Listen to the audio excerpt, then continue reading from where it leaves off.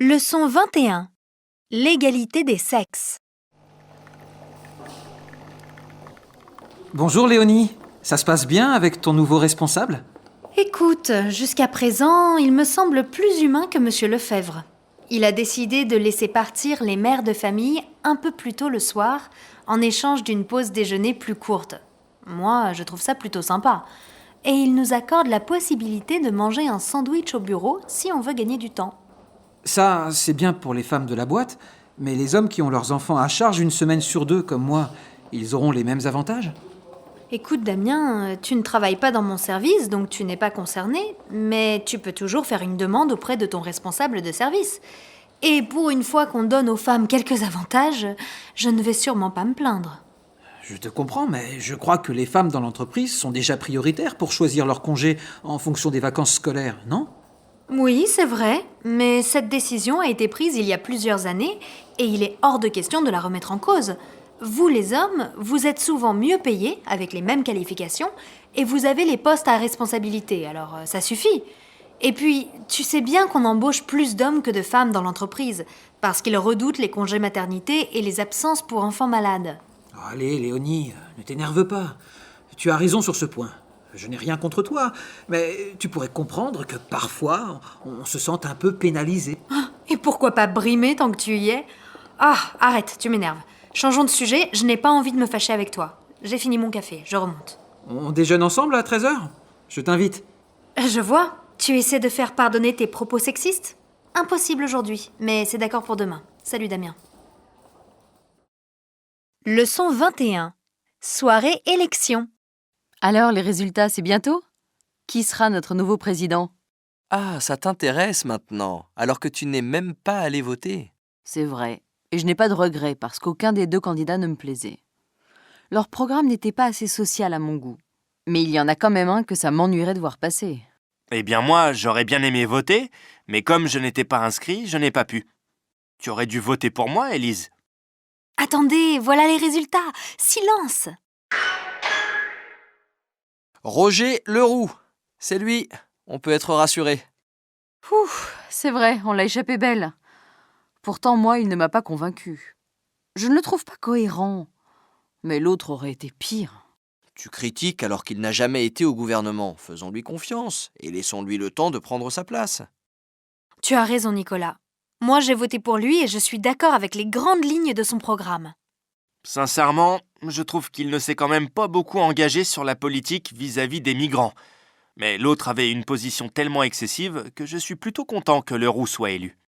Je propose qu'on porte un toast au nouveau président et surtout à nous. Parce que même si ça ne change pas beaucoup en France, on restera les meilleurs copains. Ça, c'est bien parlé. Leçon 22. L'engagement étudiant. Salut Chloé, tu rentres chez toi ? Non, je vais à mon asso. Je donne des cours d'alphabétisation à des migrants. J'y vais 2 soirs par semaine. Ah bon ? Une façon de te donner bonne conscience, quoi. Mais pas du tout, je t'assure. Je ne le fais pas pour moi. Ces gens sont très motivés et sympas. Tu devrais essayer. D'ailleurs, on manque de bénévoles. Ce n'est pas pour moi. Je n'ai pas envie de jouer aux petits profs. Et tu ne sais même pas s'ils apprennent vraiment. Tu as tort, Baptiste, de voir les choses comme ça. Je les aide, ces gens. C'est important pour eux d'apprendre à lire et à écrire. Ça ne te dirait vraiment pas ? Définitivement non. Moi, je veux aider les gens sur le court terme. Moi, je me suis engagé au Resto du Cœur. J'y vais surtout l'hiver 1 ou 2 fois par semaine. On prépare des paniers repas et on les distribue aux familles qui en ont besoin. Au moins, c'est du concret. Et je suis utile. Je vois. C'est bien aussi ce que tu fais. Bon alors, je reviens à ma question. Tu n'aurais pas une idée pour trouver des bénévoles ? Toi, tu as vraiment de la suite dans les idées. Tu devrais peut-être voir avec le groupe Action Solidaire de la fac. Ils recensent des étudiants prêts à aider des gens dans le besoin. Ils font des choses super. L'hiver dernier, ils avaient obtenu des tentes et des sacs de couchage pour des sans-abri. Va les voir. Ils sont au bureau 113. Je suis presque sûr qu'ils pourront te proposer des étudiants volontaires. Merci Baptiste, j'y passerai dans la semaine. Je file, je ne voudrais pas être en retard. Tu as raison. Le prof doit toujours donner le bon exemple. Bon cours. Leçon 22. Réunion solidarité. Bonjour mesdames. Nous ne nous sommes pas revus depuis le mois dernier.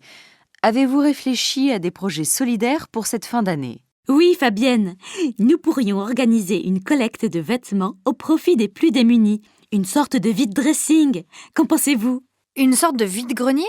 Non, Cécile, je ne suis pas franchement d'accord avec vous. Ça c'est déjà fait et on récupère plein de vieux vêtements immettables. Attendez, laissez-moi continuer.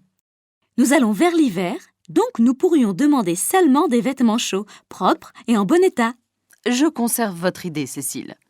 Et vous, Claire, vous n'avez pas parlé? À la maison de retraite, il y a des personnes isolées. Nous pourrions, une fois par mois peut-être, leur rendre visite et organiser des petits goûters avec des jeux.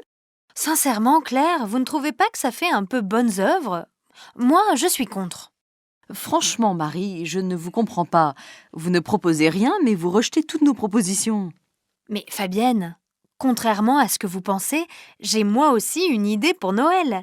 Nous devrions organiser une collecte de jouets en bon état et nous les distribuerions en mairie aux familles les plus pauvres. Mon mari est adjoint au maire et il serait d'accord pour nous aider. Votre proposition, Marie, me semble tout à fait réalisable. Qu'en pensez-vous, Cécile et Claire? Je suis entièrement d'accord avec vous. Mais j'insiste car je tiens à mon idée. Nous pourrions collecter en même temps des jouets et des vêtements chauds. L'idée me semble excellente.